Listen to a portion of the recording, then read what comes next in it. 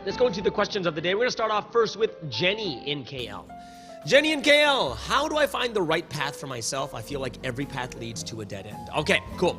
So remember, dead end paths, what does that mean? It means that it's not the path for you, right? Dead end paths, it means like, hey, you know what? We're always trying new things to figure out where's the right path for me.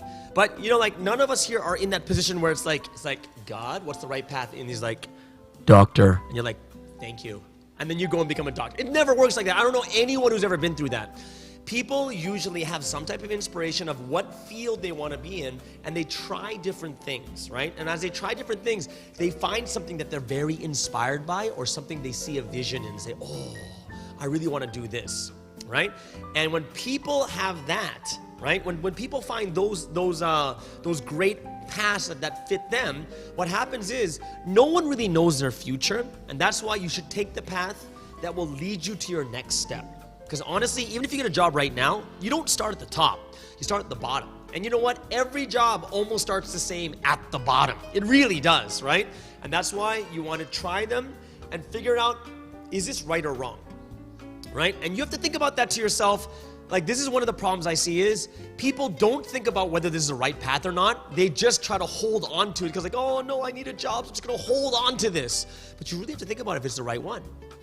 The reason it hits a dead end and you don't really like it, you're bored of it, or it doesn't really fulfill you, and you don't really try that hard, and it hits a dead end because you're like, oh, I don't really want to do this, right? But you should probably know before it hits a dead end that this is really not the right place for you, right? We are searching every day for the right path. For those of you who have faith, you got to pray about it, got to get inspiration from God, inspiration of what's the right path to take. Ask God to open doors, ask God to close doors is just as important too. Okay, thanks Jenny in KL. Let's go next question is Steve in Singapore. How do I know which elders around me to learn from? Okay, good question. How do I know which elders, right? There's tons of elders everywhere, and I'm gonna tell you one thing is, I know that there are some good elders and not so good elders, but I guarantee you there's always something to learn from. No matter how long, if you live for 40 years, 50 years, maybe 30 to 50, 60, 70, the more you experience, you're going to have some words of wisdom that's going to come out. You're going to have, these people are going to have at least one tidbit. I'm not telling you to go to these elders and take everything, right? It's like, yeah, man, and you should like be late for work every week because it makes no difference. You know, like don't listen to that kind of stuff, right? But you should be able to discern those things. But there's these tidbits of information or experiences and realizations they have, and these are the things we're constantly learning from the generations that came before us, right? And if you're at your job, ask people who've been at the job longer than you. If you're at church, ask people who've been at church longer than you, people who are like the teachers or lecturers, or people who know the Bible well, or ask the people who are before you. Everyone has something that they've understood or realized throughout their life. Not everything, but like I said, it's good to find a really, really good mentor or someone who's an elder that can teach you a lot of things. Of course, it's really, really good, but I'm telling you, you can learn from almost anyone. Right? It's just that sometimes you need to discern a little bit more when there's people that maybe might not have as much. But Steve, definitely you can learn something from everyone. You definitely can, right? So I would say that I would always keep my ears open to good advice, right? So then that means it's closed to bad advice, okay? All right, let's go over to Queen in PJ. You said we need to grab opportunities immediately, but what if we have no ability to take it? Okay, so what I'm talking about is in the situation of Mark was already in the situation, right? He was in the situation already. Like for instance, it would be hard to say like, oh, there's an opening for a doctor and I've never been to medical school. I can't really take that opportunity, right? I just can't because I don't even have a doctor's degree, right? So here it says, what if we have no ability to take it, right? Mark actually, in his situation, he didn't have any ability to do anything. He was a kid. He didn't want to hear Jesus. He didn't want to hear any of those things. He didn't want to follow them either. He just didn't. But what was his opportunity was getting close to the apostles, learning, getting close to knowing them better. And him was just listening. On just looking at them, understanding, and they were teaching. And he would, even though they're teaching someone else, you know, Mark would just sit there, listen, even though they're teaching someone else. They're not even teaching me. Right? I'm not even teaching Mark, right? So when we need to grab opportunities immediately, but what if you have no ability to take it? Well, some situations you're able to just be there. Take the opportunity, or if they're willing to give you the chance, you just gotta learn. You just gotta learn as much as you can. Because if you get an opportunity, it might be one of the ways you learn quickly, which is on the job. I know someone who got a job, and the job description was different than the actual job. And all of a sudden, this person had to learn something completely different in the next 6 months. Right? But they took the opportunity and they looked on YouTube and they started learning themselves how to do it. They started learning themselves, right? And it became an opportunity for them to learn something new, right? So if you don't have the ability, some things are impossible. Like, for instance, like I said, if there's an opening for a doctor and you didn't go to medical school, it's not gonna happen. It's not gonna work. But there are these situations where you meet the right people, right? You meet good people, you meet people of opportunity, right? And at those times, sometimes it's good just to listen, just to be there, right? Just to soak in what they're saying. And this is something that I hope that a lot of people really get their minds around, is opening their ears to good advice, right? Cool. Thank you, Queen, for that wonderful question. Let's go to the next question. Next question is Yiling in Kuala Lumpur. Yiling asks, if there are two different opportunities that come at the same time, do you choose only one of them or prioritize which to take first? Example, to grow your faith versus career advancement. Okay, well, if I look at those two examples, you can actually do both of them at the same time because they're not the same career, right? Now, if you were thinking two opportunities, meaning become a pastor and go to pastoring school, like to go to seminary, Bible college, and then advancing my career, you're basically don't have enough time to do both, right? Advancing your career is a career you have in this job, but faith is something that is completely different, that goes on, that's not at the same time. For instance, if I had to, if there was actually if this was reality, choose career advancement or growing your faith, that means everyone who has a job couldn't grow their faith. But that doesn't make sense, right? Do you think just because you have a job, your faith can't grow? No, that doesn't make sense, right? Only people that work for their church can grow in faith. That doesn't make sense either. Right? Growing your faith is not something that is the same as your work, right? Because the difference between faith and work is a job that you go to.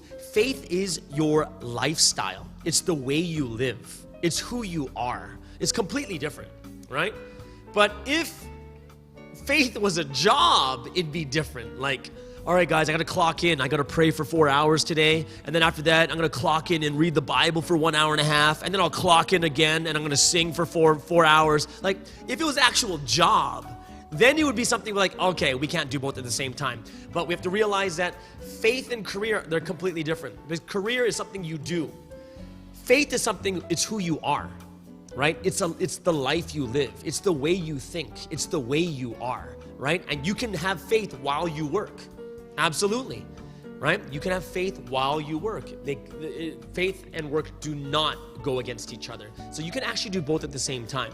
If you want to work, go work and grow your faith. You can do both at the same time. The only time it'd be different is if you were actually thinking about going like a full-time staff at church or full-time work career advancement, and that would be a little bit different. Okay, I hope that answers your question, Elaine. Let's go to Grace in the Philippines. Grace in the Philippines is asking, how do you know that you are walking the right path for you? And that's a good question too. So how would you know it's the right path for you? Number one is you really need to try it, right? And trying means not like, I'll give you an example. Let's just pretend that this is a piece of the newest sushi in the world, okay? So imagine it's like a big piece of fish with rice on it, and you're like, oh, you should taste it, see how it tastes. And you go like this. And you take a bit of the corner off and you eat it. Now, my question is, have you really experienced that sushi? And the answer is no. You gotta eat the sushi. You gotta eat the whole thing to experience and say, oh, this is good. Oh, this is bad, right? In the same way, when you look at the path that you're going into right now, you gotta fully immerse yourself into it, right? You gotta experience it. Like, put your all into it and see if you really, really enjoy it or not, right? Is it something that you enjoy, right? Is it something that is the right path for you, right? And after you begin to fully experience it, you say, oh, this is kind of interesting. Oh, I really like this. And it could be a stepping stone to another direction you go eventually later. It doesn't mean you have to just go that direction, but it could be a stepping stone to another direction that goes a little bit later, right? So it is something that, for those of you who have faith, it is something that you need to pray a lot about. Because especially even for myself, when it comes to faith, a lot of times I have to let go of my own thinking or what I want, right? And if I let go of that, then I allow God to lead me in the direction that He sees, because He sees more than I do, right? So when it comes to people of faith especially, we are looking for guidance and we're looking to be led by God, right? And I'm not saying that don't just sit there and pray like, oh, please, pray, but also talk to people too, right? Talk to people in the industry, see what they like, see the pros and cons, right? And see if that path is the right one for you, right? So finding the right path is not as simple as work for 40 days, and after the 40 days, you'll get inspiration and pow, it's your path, right? And then a big sign in the cloud says, it's your path, right? It's not gonna be like that, like not even close. And it's something that's between you and God. Or for those of you who don't have faith, it's actually between you and yourself and you and your mind, you and your conscience, if this is something that you can really see yourself doing for a long time or not, okay? It's the last question. Last question all the way, it's Paula. Paula Jamolin. Is it Hamolin or Jamolin? I'm not sure which one it is, but Paula, in the Philippines, how do you deal with regret from realizing about the opportunities you missed? And the answer is, there is no regret. You can't regret. You know why? Because regret only comes as if you really, really know. That's when you have true regret, right? Like you might be sad and like, oh, I wish I just did that. Oh, that was a great opportunity. But honestly, when you're sitting there with two options in front of you, do you really know which one's right? Do you really know it? Right? Haven't you ever had this where you're like two options and then one is like this and then you're like, oh, I'll take this one, and then it doesn't work out, but you see someone else in that path and it works, and you're like, oh, that was the path. But the answer is no, because what if it's them, not the path? It fits them. They have the skill. They have the different, they have that temper and they have that demeanor that's perfect for that job, that it works out for them. They had some fortune or luck. Just because it works for someone else doesn't mean it works out for you, right? Honestly, we really don't know.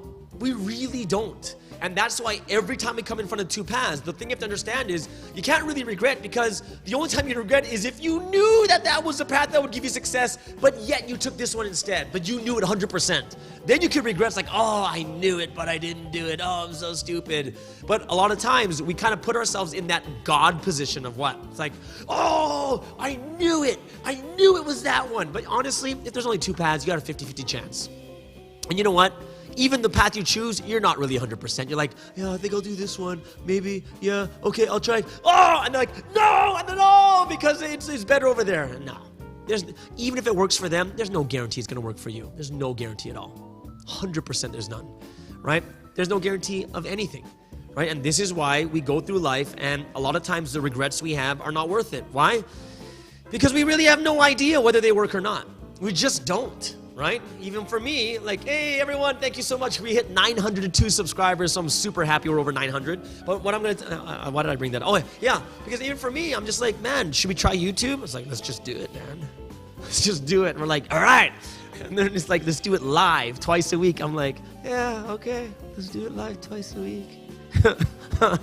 Right? But we don't know what's going to happen. I don't know if it's the right path or not, right? I could have taken another job. I could have done something else instead.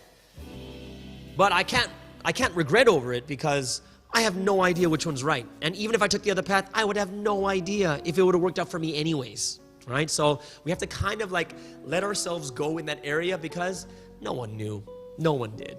And even when your friends say to you, I told you should have taken that path, you know what? They didn't know either. They didn't. No one knows except God, okay? No one.